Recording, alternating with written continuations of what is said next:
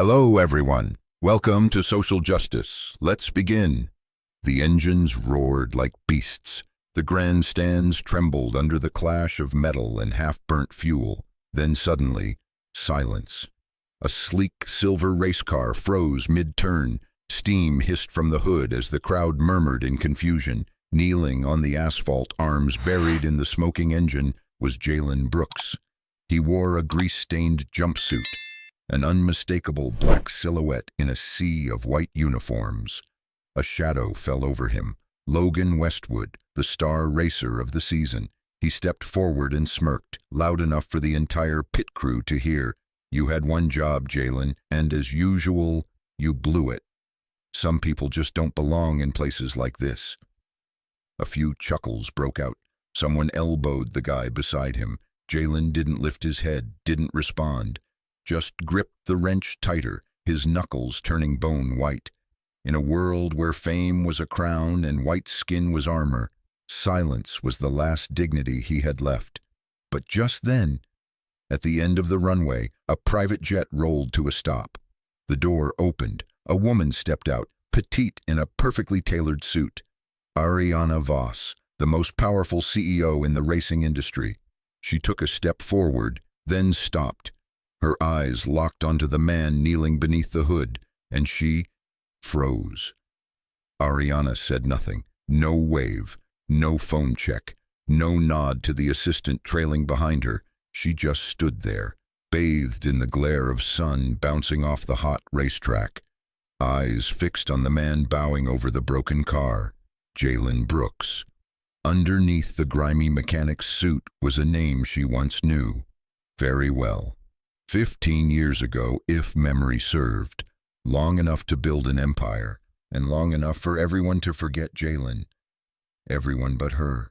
She thought she had buried it, thought their story was sealed away with youth and ambition, until this moment, seeing him again, once more bowed under someone else's arrogance, and still silent, just like the day she left him behind.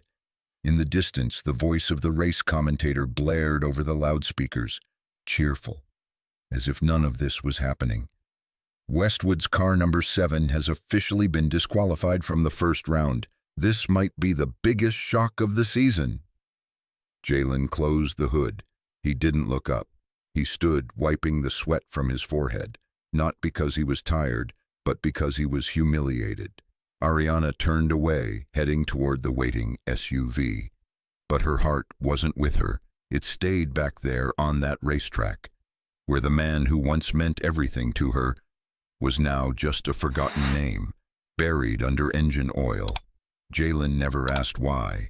Not then, not ever, even when Ariana vanished from their town when he was 18. No message, no explanation. No turning back. He learned to swallow the anger, the way he learned to listen to engines, to tell piston from crankshaft problems with precision, with discipline, without letting emotion get in the way. That's how he had lived. Just a name buried at the bottom of the crew list. No spotlight, no credit, just enough to cover rent, and enough silence to keep alive a dream no one believed in, to build his own racing team. From people no one cared to notice. But racing wasn't made for outsiders, especially not for guys in grease-stained coveralls with no family name behind them. After that humiliating stall, Jalen was quietly let go. No applause, no goodbyes, just one final paycheck sealed in a crumpled envelope. That night, as he packed up his rusted toolbox, a soft sound came from under the garage door. He looked up. A business card, white, silver-edged, slid neatly inside, as if someone had known exactly when he'd hit bottom. Ariana Voss, CEO, Voss Motors. Jalen stood still. The name hit him like a punch he didn't see coming. He turned the card over, embossed, clean, sharp, on the back. Just one handwritten line. "Meet me just once, A." No explanations, no apologies, just an invitation from the woman who had walked out of his life as if he never existed. The VIP lounge at Sutherland International felt like a kingdom made of glass. Everything gleamed, From the leather chairs to the untouched wine glasses at the bar, Jalen walked in, shoulders still slightly hunched. The posture of someone used to working under car hoods, not under spotlights. This wasn't his world. It never had been. Ariana stood by the tall window, gazing out at the runway. She didn't turn. She didn't have to. She knew who had just arrived. "You're here," she said, her voice barely louder than the hum of the air conditioning. "Thank you for coming." Jalen stopped a few steps behind her, close enough to see her clearly, but far enough not to be forced into forgiveness. "You haven't changed," he said quietly. "Except you're a lot richer now." She let out a soft laugh, not one of joy, but the kind that comes when there's nothing else gentle enough to cover the years that passed. "You still work with machines? And you made it all the way to the top." She finally turned to face him. Her gaze softened, not from fatigue, but from the weight of old guilt that clearly never left her. "You think I called you here just to talk about the past?" Jalen didn't answer, but the answer was already in his eyes. Ariana took a deep breath, then placed a leather-bound file on the table. Black cover, embossed with the Voss Motors logo. "I want you to lead the new performance division," she said, "from scratch, full control over engineering." Jalen stared at her, uncertain. She nodded, firm, clear, but then she added something under her breath that shifted the air between them. "There's one condition." Ariana hesitated, as if the next words were a stone she was about to toss into a fragile, still lake. "I want you to rebuild car number 7. The one that broke down that day, the one that got you fired." The room went still. You could hear the soft tick of a wall clock echo like thunder. Jalen stared at her, long and hard, long enough for the silence to become a question. Why that car? Ariana lowered her eyes, fingering the ring on her middle finger, as if weighing whether to speak the truth. "It didn't break because of a technical error. It was sabotaged. By members of my own board." Jalen didn't move, but something in his eyes shifted, not shock, just confirmation of something he'd long suspected but could never prove. Ariana looked up. This time she didn't flinch. "They wanted to take me down. And you were just collateral damage." Another long pause. Ariana stepped closer, her voice dropping to a whisper. "Jalen, I don't just need you for that car. I need you to take back what should have been mine. And this time, I'm not walking away." Jalen didn't reply, but in his mind, memories began to spool in reverse. The day she vanished, the laughter that followed his humiliation, the nights he worked until exhaustion just to forget the name Ariana Voss. "And if I fail?" he asked, his voice flat, emotionless. Ariana swallowed, but her reply came without pause.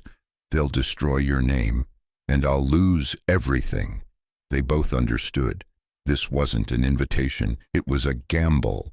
2 days before race day, car number 7 was hauled into the private garage at Voss Motors. The steel doors shut behind Jalen, with a heavy, echoing clang that sounded more like a warning than welcome. He stood alone, surrounded by the scent of rubber, fuel, and the hum of decisions that couldn't be undone. Jalen popped the hood. Immediately he knew. Something was wrong. Parts were switched, bolts misaligned, wires mismatched. Sabotage, done with finesse, just enough to turn a genius into a joke. He didn't need a report, didn't need a camera. His hands could already hear the confession no one would speak. And right then, the door behind him creaked open. Nathan Hale, CFO, one of the wealthiest men in the company. He strolled in like a man who always believed the room belonged to him. "You're persistent, I'll give you that, but be smart, Brooks. This place isn't for you. It never was, and it never will be."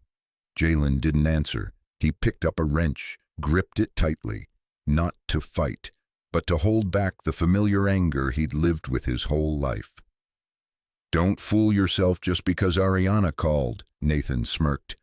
"This world doesn't care about skill. It cares about where you come from." With that, he turned, pulled out his phone and walked away, like he'd just finished the execution. The door clicked shut. Silence again. Jalen stood still. He had once dreamed of entering this world to build something that mattered, but today he was being reminded that he was just a tool, temporarily useful. He could walk away. He could strip off the jumpsuit, leave this place behind, and start over at a dusty auto shop in a small town, just like before. But then his hand brushed the engine frame, and something pulsed inside his chest. It wasn't about racing anymore. It was because, for the first time in years, he didn't want to stay silent. That night, Jalen didn't go home. He dismantled the entire engine. Every bolt, every wire, every valve. He rebuilt it from scratch, the way only someone who truly understands the soul of a machine ever could. It was still dark when Jalen placed his hands on the steering wheel. He wasn't a driver, but every detail in this car, from the camshaft to the intake valves, bore his fingerprints. This wasn't just a Voss Motors car, this was him. Outside, the stands were filling up. In the glass-walled control room, Ariana stood by the observation window.